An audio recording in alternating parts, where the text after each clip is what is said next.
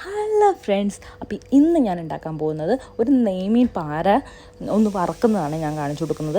ഞാൻ നേരത്തെ മസാലയൊക്കെ തേച്ച് കൊടുത്തിട്ടുണ്ടായിരുന്നു കേട്ടോ. മുളക് പൊടി, മഞ്ഞൾപ്പൊടി, ഉപ്പ്, പിന്നെ കുറച്ച് കാശ്മീരി മുളക് പൊടി, സാദാ മുളക് പൊടി ഇത്രയാണ് ചേർത്ത് തന്നിട്ട് നന്നായിട്ടൊന്ന് ഇളക്കിയെടുത്തിട്ടോ. അതിനകത്ത് കുറച്ച് വിനിഗറും കൂടി നമുക്ക് ചേർത്ത് കൊടുക്കാം, മസാലയൊക്കെ നന്നായിട്ട് പിടിക്കാൻ വേണ്ടിയിട്ട്. എന്നിട്ടൊരു പാൻ വെച്ചിട്ട് കുറച്ച് വെളിച്ചെണ്ണ ഒഴിച്ച് കൊടുക്കാം. വെളിച്ചെണ്ണ ഇല്ലെങ്കിൽ നമ്മുടെ കുക്കിംഗ് ഓയിലായാലും മതി കേട്ടോ, സൺഫ്ലവർ ഓയിലൊക്കെ ഇല്ലേ, അതായാലും മതി.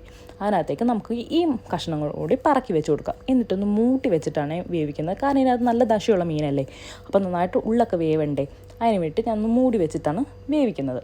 അതിനുശേഷം ഒരു 5 മിനിറ്റ് കഴിയുമ്പോഴത്തേക്കും ഒന്ന് തുറന്ന് നോക്കുക, അങ്ങോട്ടും ഇങ്ങോട്ടൊന്ന് തിരിച്ച് മറിച്ചിടുക. ഹൈ ഫ്ലെയിമിൽ വേണ്ട കേട്ടോ, ഒന്ന് ലോ ഫ്ലെയിമിൽ വേണം ഇട്ടേക്കാൻ.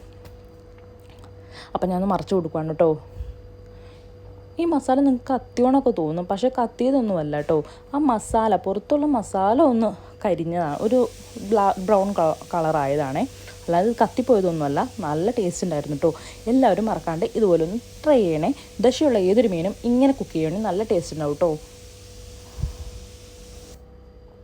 സാധാരണ എനിക്ക് വലിയ മീനൊന്നും ഇതുപോലെ ഫ്രൈ ചെയ്ത് എടുക്കാൻ എനിക്ക് ഇഷ്ടമില്ല. ചെറിയ ചെറിയ മീനുണ്ടല്ലോ, മത്തി, അതുപോലെ ചെറിയൊരു മീനില്ലേ, എന്താ എൻ്റെ പേര്, ചെറിയ കുഞ്ഞൊരു മീൻ, അതൊക്കെയാണ് എനിക്കിഷ്ടം കേട്ടോ. പക്ഷേ ഇപ്പം എൻ്റെ കയ്യിലുള്ളത് ഈ മീനാണേ. പിന്നെ വിനാഗിരിയും കൂടി നമ്മൾ ഇട്ട് ഇങ്ങനെ വറക്കുവാണെങ്കിലുണ്ടല്ലോ, മീൻ കേടാവാണ്ട് നമുക്ക് കുറച്ച് ദിവസം കൂടി ഉപയോഗിക്കാം കേട്ടോ. 2-3 ദിവസമൊക്കെ ഇങ്ങനെ തന്നെ ഇരുന്നുള്ളൂ കേട്ടോ.